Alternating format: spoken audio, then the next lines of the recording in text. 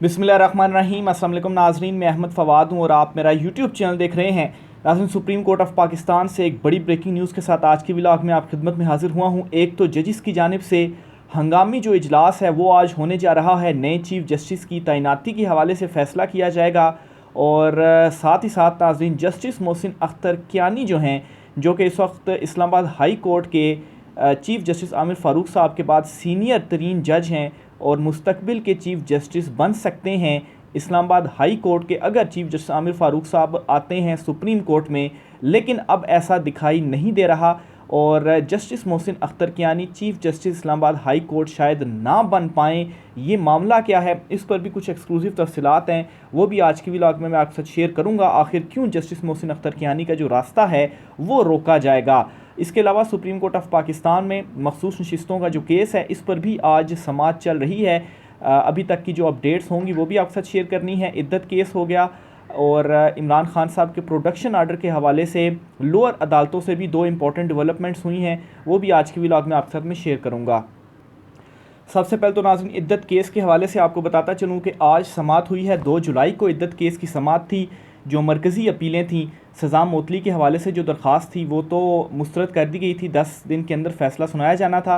बहरहाल जो मरकज़ी अपीलें थीं, इन अपीलों पर भी 10 जुलाई से पहले पहले फ़ैसला सुनाया जाना है। तो ये बहुत इंपॉर्टेंट था ये आज की समाअत भी। आज की समाअत का मुख्तसर आपके साथ अहवाल में शेयर करता हूँ। सलमान अकरम राजा साहब ने दलाइल दिए हैं और समाअत को मज़ीद कल तक के लिए मुलतवी किया गया है। तो मुख्तसर समाअत हुई है आज, ज़्यादा कोई इसमें डेवलपमेंट या अपडेट नहीं हुई, लेकिन जो आर्गूमेंट्स हैं वो चल रहे हैं। सलमान अकरम राजा साहब की जानिब से जो दलाइल हैं वो दिए गए हैं और उन्होंने अपने दलाइल में ये बताया कि खावर मानिका ने अदालत के सामने गलत बयानी की। खावर मानिका ने अपने वीडियो बयान में बुशरा बीबी के लिए साबका अहलिया का लफ्ज़ इस्तेमाल किया।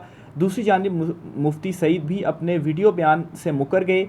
इमरान खान और बुशरा बीबी सियासी मुकदमात इनके ऊपर बनाए गए। जज शाहरुख अर्जुमेंट ने ऐन फैसले वाले दिन केस से अलग होने का कह दिया।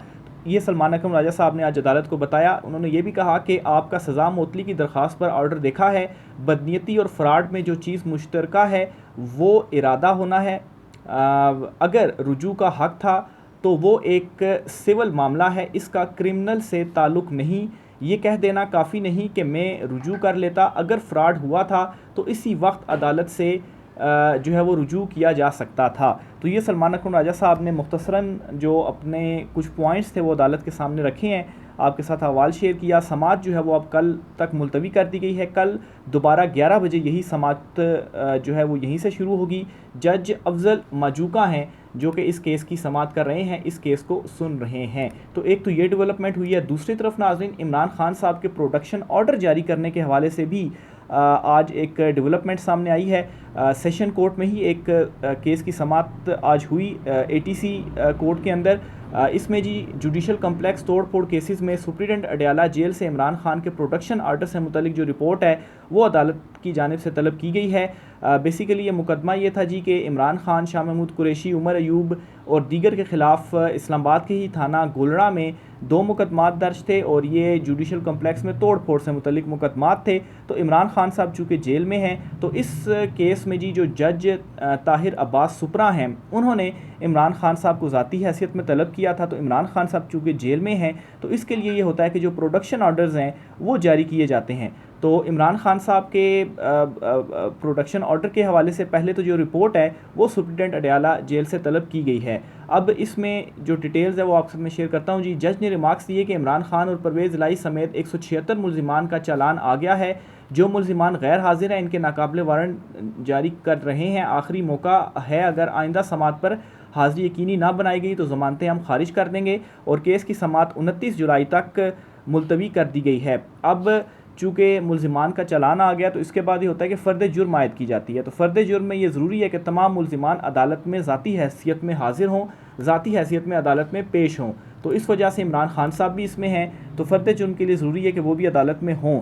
तो वो चूँकि अडयाला जेल में हैं तो इसलिए सुप्रीडेंट अडयाला जेल से उनके प्रोडक्शन ऑर्डर के हवाले से रिपोर्ट तलब की है कि इमरान खान साहब पर फ़र्द जुर्म आयद करनी है। तो आप इमरान खान साहब को कब और कैसे अदालत में फ़र्द जुर्म के लिए पेश कर सकते हैं, तो इस पर अब रिपोर्ट देंगे सुप्रीडेंट अडयाला जेल। बज़ाहिर तो मुश्किल लगता है कि वो पेश करेंगे, लेकिन हो सकता है कि वीडियो लिंक के ज़रिए भी अगर वो पेश कर देते हैं तो जो फ़र्द जुर्म है वो आयद कर दी जाए। तो बहरहाल ये लोअर कोर्ट से दो इंपॉर्टेंट अपडेट्स थी, दो इंपॉर्टेंट डेवलपमेंट्स थी। सुप्रीम कोर्ट ऑफ पाकिस्तान की तरफ बढ़ता हूँ जी। सुप्रीम कोर्ट में आज जजिस की जानिब जो सुप्रीम जुडिशल कौंसल का इजलास है वो तलब कर लिया गया है और इसमें नए चीफ जस्टिस दो हाई कोर्ट्स के, एक तो लाहौर हाई कोर्ट और एक सिंध हाई कोर्ट, इनका फ़ाइनल फ़ैसला होना है कि और सिफारिश की जानी है कि किन दो जजिस को chief justice Lahore high court और chief justice Sindh high court तैनात किया जाए। अब लाहौर हाई कोर्ट के लिए जो नाम हैं उनमें एक तो जस्टिस शुजात अली ख़ान है और जस्टिस शुजात अली ख़ान सीनियर जज हैं और इस वक्त कायम मकाम चीफ़ जस्टिस भी हैं। और असूली तौर पर भी और वैसे भी आम तौर पर यह देखा गया कि जो कायम मकाम चीफ़ जस्टिस होता है उसी को चीफ़ जस्टिस तैनात किया जाता है और वही चीफ़ जस्टिस का हल्फ लेता है। लेकिन अब लाहौर हाई कोर्ट में दो मज़ीद जजिस भी हैं, उनमें एक तो जस्टिस बाकिर नजफ़ी हैं और दूसरे नंबर पर जस्टिस आलिया नीलम। तो इन तीन जजिस का नाम आज ज़ेर गौर आएगा और जस्टिस आलिया नीलम साहिबा जो हैं उनके हवाले से ज़्यादा ये बताया जा रहा है कि उनको chief justice Lahore high court तैनात किया जाएगा, उनका नाम इस वक्त टॉप पे लिया जा रहा है। तो बहरहाल आज ये जो इजलास बुलाया गया है सुप्रीम जुडिशल कौंसल का, इसमें यही चीज़ फाइनलाइज होगी। चीफ जस्टिस काजी फ़ाइज़ ईसा की ज़ेर सदारत आज ये इजलास होने जा रहा है, दोपहर में इजलास होगा। इसके अलावा जुडिशल कमीशन के member justice Mansoor Ali Shah, justice Munib Akhtar, justice Yahya Afridi और जस्टिस अमीनुद्दीन ख़ान भी इस इजलास में मौजूद होंगे। इसके अलावा जस्टिस रिटायर्ड मंजूर अहमद, जस्टिस रिटायर्ड तारिक मसूद जो हैं वो भी इस इजलास में शिरकत करेंगे। इसके अलावा वफाकी वज़ीर कानून आज़म नज़ीर तारड़, सूबाई वज़ीर कानून पंजाब, पाकिस्तान बार और पंजाब बार के जो जुडिशल मेंबर्स हैं वो भी इस इजलास में शरीक होंगे और इसके बाद फ़ाइनल फ़ैसला किया जाएगा। इसके अलावा सिंध हाई कोर्ट के भी चीफ़ जस्टिस के लिए जो नाम ज़ेर गौर हैं वो भी आपके साथ में शेयर कर देता हूँ जी। इनमें जी एक तो जस्टिस शफ़ी मोहम्मद सदीकी, जस्टिस नेमतुल्ला और जस्टिस सलाहुद्दीन जो हैं, इन तीनों के नाम ज़ेर गौर हैं। जस्टिस शफ़ी मोहम्मद सदीकी जो हैं वो भी कायम मकाम chief justice Sindh high court भी हैं और इनका नाम इस वक्त टॉप पर है, इनको chief justice Sindh high court तैनात किया जाएगा। तो बहरहाल ये बहुत इंपॉर्टेंट इजलास इसलिए भी है ख़ास तौर पर लाहौर हाई कोर्ट के हवाले से, क्योंकि लाहौर हाई कोर्ट में जिस तरह से जो साबिक चीफ़ जस्टिस थे मलिक शहजाद अहमद साहब, उनको सुप्रीम कोर्ट ऑफ पाकिस्तान में तैनात किया गया, तो बहुत सवालात थे कि उन जैसे जज की ज़रूरत थी कि वो हाई कोर्ट में ही रहते और हाई कोर्ट में ही जो मामलात थे वो देखते। लेकिन जो ज़्यादा वोट थे वो इस तरफ थे कि उन्हें सुप्रीम कोर्ट ऑफ पाकिस्तान लाया जाए और चीफ़ जस्टिस साहब की भी यही ख्वाहिश थी। और फिर अगर हुकूमत को देखा जाए तो उनके लिए तो वो तो बिल्कुल यही चाहते थे कि ये सुप्रीम कोर्ट आ जाएं और किसी तरीके से chief justice Lahore high court का अहदा किसी और जज के पास चला जाए, क्योंकि बतौर चीफ़ जस्टिस मलिक शहजाद अहमद साहब बहुत सारे हर्डल्स क्रिएट कर रहे थे। हर्डल्स तो नहीं, आईन कानून के मुताबिक ही वो चीज़ें वगैरह कर रहे थे, लेकिन हुकूमत उनसे खुश नहीं थी, तो इसलिए उनको यहाँ पर लाया गया। अब नाजरीन, अगर तो जस्टिस आलिया नीलम साहिबा को लाहौर हाई कोर्ट का चीफ़ जस्टिस तैनात कर दिया जाता है तो एक तो जो सीनियरिटी का असूल है उसे तोड़ दिया जाएगा और सुपर सीड कर दिया जाएगा जस्टिस आलिया नीलम साहिबा को, हालांकि उनसे ऊपर दो सीनियर जजेस हैं और उनको चीफ़ जस्टिस नहीं लगाया जाएगा। और फिर इसी तरीके से एक और काम ये होने जा रहा है कि जस्टिस मोहसिन अख्तर कियानी साहब जो हैं उनके हवाले से भी बताता चलूँ कि उनका भी अब ये जो सारा एक मंजरनामा बन रहा है और ये जो कुछ स्टेप्स उठाए गए हैं, इन स्टेप्स को देखते हुए जस्टिस मोहसिन अख्तर कियानी साहब भी हो सकता है कि chief justice Islamabad high court ना बने। क्यों ना बने? क्योंकि उनसे भी हुकूमत भी कुछ ज़्यादा खुश नहीं है, ताकतवर भी कुछ ज़्यादा खुश नहीं है, तो उनको बजाय इसके कि chief justice Islamabad high court तैनात किया जाए, क्योंकि अगर आगे जब भी किसी जज की तैनाती होनी है सुप्रीम कोर्ट ऑफ पाकिस्तान में, क्योंकि जजेस ने आगे साथ साथ रिटायर होना है, तो जब सुप्रीम कोर्ट ऑफ पाकिस्तान में किसी नए जज की तैनाती होगी तो उसमें ऑलरेडी चूँकि सीनियरिटी का रूल तोड़ दिया गया और चीफ़ जस्टिस आमिर फ़ारूक साहब को फिर सुप्रीम कोर्ट नहीं लाया जाएगा, क्योंकि चीफ़ जस्टिस आमिर फ़ारूक साहब जिस तरीके से जो रोल प्ले कर रहे हैं बतौर chief justice Islamabad high court के, तो उनसे एक्सपेक्टेशंस भी बहुत सारों की कुछ यही थी कि इसी तरह से वो रोल प्ले करते रहें। और अगर इस्लामाबाद हाई कोर्ट से चीफ़ जस्टिस आमिर फ़ारूक साहब को सुप्रीम कोर्ट लाया जाता है तो फिर जस्टिस मोहसिन अख्तर कियानी साहब अगर इस्लामाबाद हाई कोर्ट के चीफ़ जस्टिस बन गए तो फिर तो वो रगड़ देंगे सबको। ऑलरेडी बतौर जज वो जिस तरीके से एजेंसीज़ के हवाले से, इदारों के हवाले से, लापता अफराद के हवाले से उन्होंने जो एक स्टैंड लिया हुआ, फिर वो 6 जजेस के लेटर में भी वो शामिल हैं, उन्होंने लेटर भी लिखा हुआ है। तो जो स्टैंड उन्होंने लिया हुआ है तो मेरे ख्याल से बहुत सारों के लिए अफोर्डेबल नहीं होगा कि वो चीफ़ जस्टिस बने। तो बहरहाल सीनियरिटी का रूल अगर ये तोड़ दिया जाता है, आज इजलास में फैसला होगा और मेजॉरिटी यही है कि जस्टिस आलिया नीलम को ही chief justice Lahore high court बनाया जाएगा और चीफ़ जस्टिस काजी फ़ैज़ ईसा की मेजॉरिटी है 1 वोट के साथ। तो बहरहाल लग यही रहा है कि वही फ़ैसला होगा। लेकिन इसके साथ फिर जस्टिस मोहसिन अख्तर कियानी साहब का भी रास्ता जो है एक वो रुक जाएगा और उन्हें फिर डायरेक्ट सुप्रीम कोर्ट लाया जाएगा कि वो सुप्रीम कोर्ट में आ जाएंगे।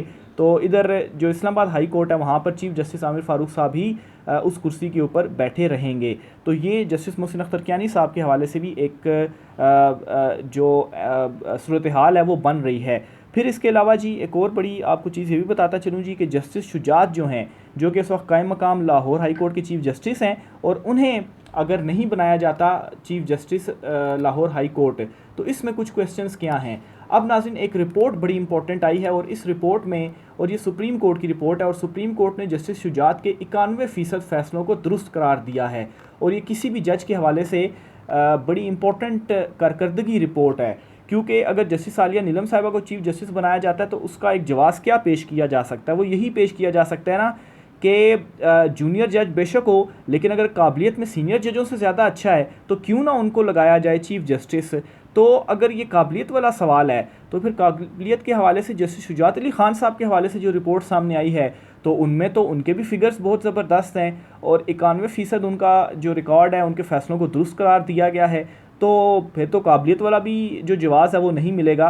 तो फिर असल हकीकत जो कि बताई नहीं जाएगी और ना ही बोली जाएगी, लेकिन समझने वाले समझ जाएंगे कि क्यों आखिर जस्टिस शुजात को नहीं लगाया जा रहा, क्योंकि जस्टिस शहजाद मलिक साहब के बाद जस्टिस जो शुजात हैं उनसे भी शायद बहुत सारे लोग डर रहे हैं कि ये चीफ़ जस्टिस ना बन जाएं। हालांकि ये तमाम तर चीज़ें सवालात उठा रही हैं जस्टिस आलिया नीलम साहबा के ऊपर भी कि उनके ऊपर फिर इतना एतमाद क्यों, क्योंकि अभी तक वो चीफ़ जस्टिस बनी नहीं है और उनकी कारकर्दगी भी सामने नहीं आई।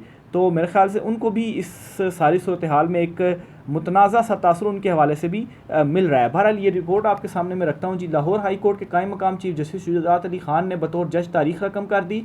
सुप्रीम कोर्ट ने जस्टिस शुजात अली खान के 91% फ़ैसलों को दुरुस्त करार दे दिया। सुप्रीम कोर्ट ने अदाद शुमार जारी किए हैं जिनके मुताबिक जस्टिस शुजात के फैसले के खिलाफ सुप्रीम कोर्ट में 809 अपीलें दायर हुई। इनमें 295 ज़ेर इल्तवा हैं, 514 पर सुप्रीम कोर्ट ने फैसला सुना दिया, जिसमें 466 पर जस्टिस शुजात के फैसले बरकरार रखे गए हैं और सिर्फ 48 केसेस में इनका फैसला मुस्तरद किया गया है। तो ये किसी भी जज के हवाले से जो 91% इनकी रिपोर्ट है वो किसी भी जज के हवाले से देखा जाए तो ये टॉप पर हैं। तो अगर इनको नहीं बनाया जाता chief justice Lahore high court आज के इजलास में, तो फिर तो चीफ़ जस्टिस काजी फ़ैज़ ईसा साहब के ऊपर जो अपनी बार्स हैं वकुला की वो सवालात उठा रही हैं, उनको लेटर लिख रही हैं कि आपने सीनियरिटी के असूल को मद्देनज़र रखना है। अलबत्ता काजी साहब ऑलरेडी यू टर्न ले चुके हैं अपने बहुत सारे फ़ैसलों से, तो इस फैसले से भी कोई बैद नहीं कि वो यू टर्न ले लें। सुप्रीम कोर्ट से जी फैसल वावडा साहब के हवाले से भी खबर है जी। तौहीन अदालत केस का जो फ़ैसला है तहरीरी वो जारी कर दिया गया है। फैसल वावडा मुस्तफ़ा कमाल तौहीन अदालत केस का तफसीली फ़ैसला जारी कर दिया गया है और टीवी चैनल्स को इस तफसीली फ़ैसले में जो शोकाज नोटिस हैं वो जारी किए गए हैं। डिटेल कुछ तफसीली फ़ैसले की आपके साथ शेयर करता हूँ जी। 34 सफ़हात पर 34 चैनल्स थे जिनको शोकाज नोटिस जारी किया गया। फैसल वावडा और मुस्तफ़ा कमाल इन दोनों की जानिब से गैर मशरूत माफ़ी मांगी गई और जब इनका नोटिस भी लिया गया था तो बज़ाहिर यही लग रहा था कि सुप्रीम कोर्ट ऑफ पाकिस्तान इनको माफ़ कर देगी और इनकी एक किस्म की बचत हो गई है कि सुप्रीम कोर्ट ने नोटिस ले लिया। क्योंकि अगर सुप्रीम कोर्ट नोटिस ना लेती, खुद नोटिस ना लेती, तो फिर जस्टिस बाबर सत्तार साहब के पास अगर फैसल वावडा और मुस्तफ़ा कमाल का मुकदमा जाता तो ये दोनों फारिग हो जाते। तो बज़ाहिर ये तासुर गया कि सुप्रीम कोर्ट ने एक किस्म का इनको बचा लिया, या चीफ़ साहब ने जो खुद नोटिस लिया, क्योंकि और किसी मामले के ऊपर उनका खुद नोटिस इस तरह का नहीं है तो इसी मामले के ऊपर लिया है।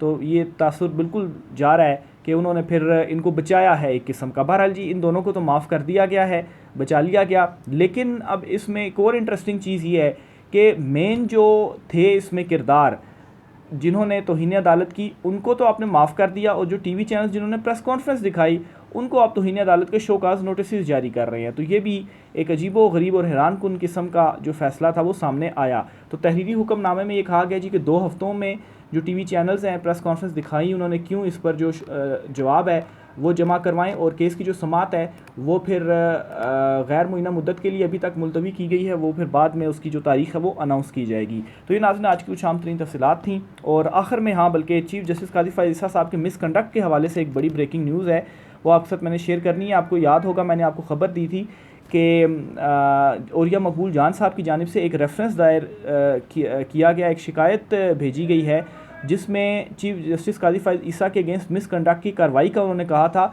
और वो जो उन्होंने बरतानवी नुमाइंदे को जो एक लेटर लिखा था अपने फ़ैसले के हवाले से, उसमें उन्होंने कहा था जी कि देखें ये तो कंडक्ट के ख़िलाफ़ है एक जज के, क्योंकि इससे बरतानिया के दरमियान जो ताल्लुकात है वो भी मुतासिर हो सकते थे, और कैसे एक चीफ़ जस्टिस अपने फ़ैसले की दिफा में जो लेटर है वो इस तरह से लिख सकता है।